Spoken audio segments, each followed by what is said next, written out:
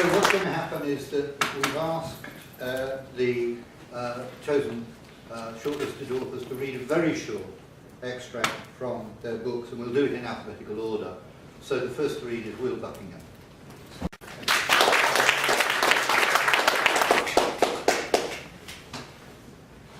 Okay, so the book is The Descent of the Liar, set in Bulgaria in the early 19th century, and follows the fortunes of a Bulgarian bandit and eventually guitarist and eventually saint throughout his life. The horsemen make their way silently through the trees. There are 31 of them in all, armed with guns and with swords sheathed in their belts. Their faces are lit only by the faint light of a half moon. They wear turbans on their heads, and on their faces are expressions of twitching vigilance. At their head is a rider so large that his horse sways uncomfortably and every so often stumbles beneath him, sending stones skittering down the slopes of the mountain. He sweats a little. The moonlight and sheen of sweat make him look as feverish as a ghost from the marshes. The horses emerge from the fringes of the forest and look down on the silent village. The large man squints into the darkness but can see nothing.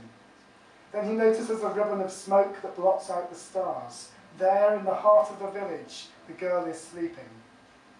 He turns to the troops. 3 of you, he says, remain with me on the ridge. The rest, head down to the village.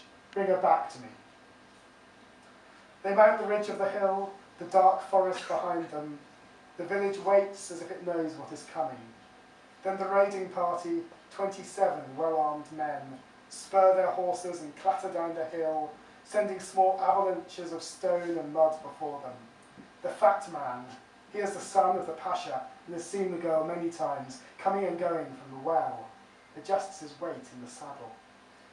Lights appear in the village, then shouts. Men are rising from their beds, snatching guns from beside their pillows. Women are taking up pokers, kitchen knives, scythes, should they need to defend their virtue.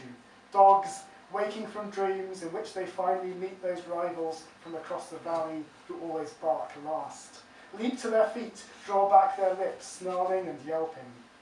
The 27 horses are close to the village now. The Pasha's son waits on the ridge with his guard, immobile, pale, silent. There's a shudder of gunfire, shots loosed in the air. The horses gallop across the bridge, over the stream, into the village. Then there is silence. The horses have stopped in the village square. A man dismounts.